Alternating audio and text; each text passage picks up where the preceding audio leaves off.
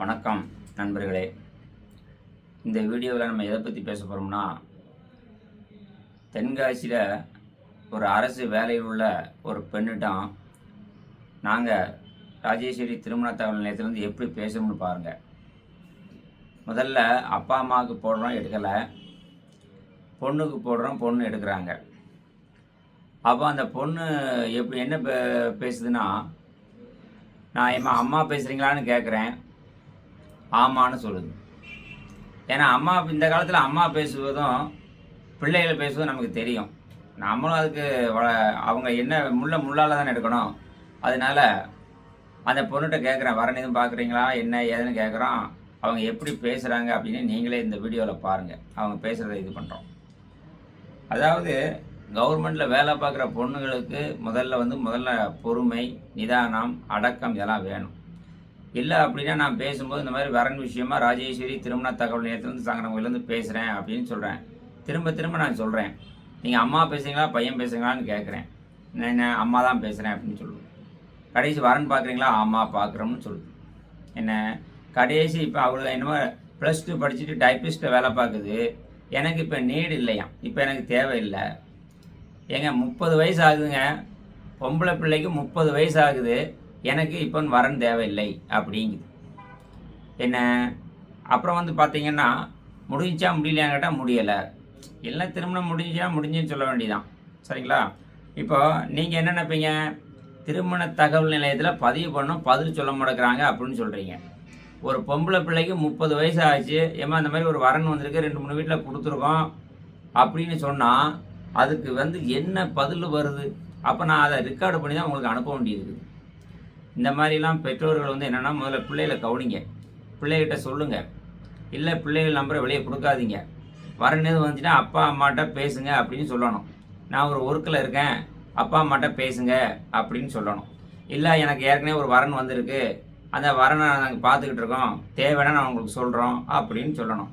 இல்லைன்னா வெளியே கொடுக்கக்கூடாது, போட்ட ஜாதமே கொடுக்காதீங்க. ஏன்னா அப்புறம் தரகர் முடிக்கலை வைக்கலை அப்படிங்கிறத சொல்கிறாங்க. சரி, ரைட், ஓகே. இப்போ தென்காசி மாவட்டத்தில் அந்த பொண்ணை நாங்கள் நிறைய இடங்களுக்கு கொடுத்துருக்குறோம். முதல்ல மாப்பிள்ளை வீட்டுகளுக்கு என்ன செய்வோம்னா, ஜாதகத்தை கொடுப்போம், பொருத்தம் பாருங்கள் அப்படின்னு சொல்லுவோம்.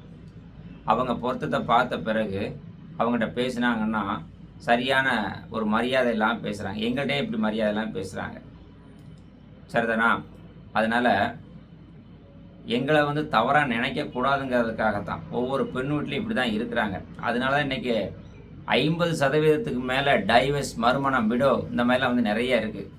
டைவர்ஸ்னால் என்ன, கருத்து வேறுபாடு காரணமாக என்ன பண்ணுவாங்க, டைவர்ஸ் பண்ணுவாங்க. விடோ என்ன, நிறைய எனக்கு தெரிஞ்சு இந்த பிள்ளைகளை கல்யாணத்தை முடிச்சுட்டு போதையில் போய் நிறைய பேர் செத்தும் போயிடுறாங்க, தற்கொலையும் பண்ணிடுறாங்க. சரிண்ணா? இதுதான் நிறையா இன்றைக்கி நிறையா பெண்கள் குழந்தையோடு இருக்கிறாங்க. அதுலேயும் ஒரு சில பெண்கள் ஜாலியாக இருக்கிறாங்க. ஒரு குழந்தை வந்தாலே போதும், ஏன்னா சமூகத்தில் கல்யாணம் முடிஞ்சதுன்னு தெரியணும் அப்படின்னு சில பெண்கள் இருக்கிறாங்க. அதனால் பிள்ளைகளை வளர்க்கக்கூடிய ஒவ்வொரு பெற்றோருக்கும் சொல்லக்கூடியது என்னென்னா, நீங்கள் உங்கள் ஃபோட்டோ ஜாதகத்தை எடுத்து ஒரு தரகர்கிட்ட கொடுக்கும்பொழுது, ஏம்மா உனக்கு வரன் பார்க்கலாம்னு நம்ம நினைக்கிறோம், வரன் பார்க்கட்டுமா, இல்லை கொஞ்சம் நாள் போகட்டுமா? அந்த பொண்ணு கொஞ்சம் நாள் போகட்டும்னு சொன்னால் ஒரு பையனை விரும்புதுன்னு அர்த்தம். கொஞ்சம் நாளையில் நீங்களே என்ன செய்றீங்கன்னா, ஏம்மா நீ யாரை விரும்பினாலும் சரிதான், இந்த காலத்தில் அவங்களுக்கே நான் முடிச்சு வைக்கிறேன் அப்படின்னு சொல்லுங்கள். சொல்லிவிட்டு அந்த பையனை பற்றி விசாரிங்க. நல்லவராக இருந்தால் கட்டி கொடுங்க. இல்லைன்னா ஏம்மா இங்கே வா, நான் தெரிஞ்சவங்க மூலியமாக இப்படி கேட்டேன், இப்படி இருக்குன்னு சொல்லுங்கள். சில பேர்கள் திருந்ததுக்கு வாய்ப்புகள் இருக்குது.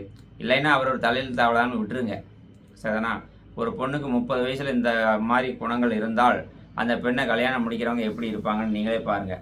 ஒரு விஷயம் நல்லா தெரிஞ்சுக்கோங்க.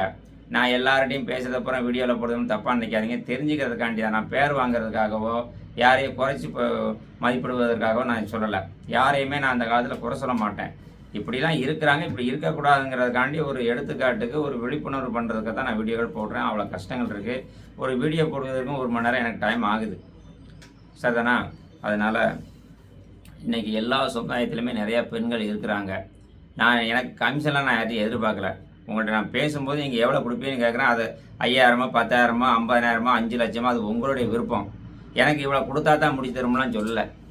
சரிண்ணா? நான் வந்து ஒரு 15 பேர் இங்கே ஒர்க் பண்ணுறாங்க. இவ்வளோ பெரிய நிறுவனம் வச்சுருக்கிறேன். அப்போ 2000 5000 10,000 20,000 முதல்ல நீங்கள் பதிவு கட்டணம் கொடுக்குறீங்க. முடிஞ்ச அப்புறம் நீங்கள் கொடுத்தாலும் சரி கொடுக்கலாலும் சரி நீங்கள் நல்லா இருந்தால் சரி தான். எனக்கு தமிழ்நாடு முழுவதும் ஒரு பேர் இருந்தால் போதும். இந்தியா முழுவதும் நீங்களும் சிங்கப்பூர் மலேசியா குவைத் எல்லா ஊர்லேயுமே இருந்து பார்த்தீங்கன்னா எனக்கு நிறைய அனுப்பிக்கிட்டு இருக்கிறீங்க. அதனால் உங்களுடைய ஆதரவுக்கு என்றைக்கும் நான் தலைவணங்குகிறேன். நேர்மையாக இருக்குன்னு நினைக்கிறேன். அதே மாதிரி ஒரு பொண்ணோ பையனோ நீங்கள் சொல்லக்கூடிய தகவலை மட்டும்தான் நாங்கள் சொல்கிறேன். சரியான தகவலை கொடுங்க. பின்வரும் பிரச்சனைகள் எதுவும் வந்தால் அதை வந்து நீங்களே பார்த்துக்கணும். சரிண்ணா? அதனால் கரெக்டான தகவல் மட்டும் சொல்லுங்கள். இந்த வீடியோவை பார்த்துட்டு இப்போ நான் உங்கள் பேசினேன். இதுக்கு அடுத்து வந்து அந்த பொண்ணும் நானும் பேசுனதை நீங்கள் கேளுங்க. அந்த பொண்ணு சரியாக பேசியிருக்காங்களா, முறையான பேச்சா அப்படிங்கிறத எனக்கு கமெண்டில் சொல்லுங்கள். இங்கே தெரிஞ்சவங்களுக்கு இந்த வீடியோவை ஷேர் பண்ணுங்கள். அடுத்தபடியாக உங்களுக்கு புதுசாக இந்த வீடியோ பார்க்குற ஆட்கள் சப்ஸ்கிரைப்னு அதில் ஒரு பட்டன் இருக்கும், அதை அமைக்கோங்க. அடுத்தடுத்து வீடியோக்கள் வரும். சரிங்களா? நன்றி, வணக்கம். ஹலோ. வணக்கங்க. வணக்கம். நான் கணேசன் சங்கரங்கோயிலேருந்து பேசுகிறேன், ராஜ்மேட்டிலேருந்து. நீங்கள் பேசுகிறது பராக்சிசி மேடம் பேசுகிறீங்களா? சங்கரங்கோயில் கணேசன், ராஜேஸ்வரி மேட்ரிமோனி. சங்கரங்கோயிலா? மேட்ரிமோனி. சொல்லுங்க. அம்மா பேசுகிறது பராக்சிசி அம்மா பேசுகிறீங்களா, அங்காளேஸ்வரி பேசுகிறீங்களா? ஆமா சொல்லுங்க சார். இல்லை, பராக்சிசி மேடமா? ஆமா சொல்லுங்க. நான் யார்கிட்ட பேசுன்னு தெரியுங்களா? அதுதான், வேற ஒன்றும் இல்லை. நம்ம இப்போ அங்காளேஸ்வரி வந்து எங்கே வேலை பார்க்குறாங்க? எதுக்கு நீங்க யார் சார் ஃபர்ஸ்ட்? ராஜேஸ்வரி மேட்ரிமோனின்னு சொன்னா இல்லையா? மேட்ரிமோனி தான். சொல்லுங்க, என்ன ரீசன்? இல்லை, அவங்க வரன்னு பார்த்துட்டு இருக்காங்களா என்னன்னு கேட்குறேன். பார்த்துட்டு இருக்காங்க. அதுதான் பார்க்கல, இப்போ பார்க்குற ஐடியா இல்லை, கொஞ்சம் தள்ளி போட்டிருக்கோம். அப்படியா? பட் ஏன்னா ஒரு வீட்டில் கேட்டாங்க, அதுக்காக தான் முந்தா நாள் கேட்டிருக்காங்க, நம்ம ஆஃபீஸ்லேருந்து கேட்டிருக்காங்க, கொடுத்துருக்காங்க. அதான் சேலரி எவ்வளவு என்ன ஏதுன்னு கேட்கறதுக்கு தான் கால் பண்ணேன். இல்லை இப்போதைக்கு கொஞ்சம் பார்க்கல. சரி, கொஞ்சம் டைம் ஆகும், நான் கால் பண்ணுறேன். ஓ சரி. நீங்கள் அப்போ பொண்ணு தான் பேசுகிறீங்களா? ஆமாம். சரி, அப்படி சொல்லிட்டீங்கன்னா ஒன்றும் பிரச்சனை இல்லை. ஏன்னா இல்லைன்னா நம்ம ஒரு வீட்டுக்காக கொடுக்கணும்.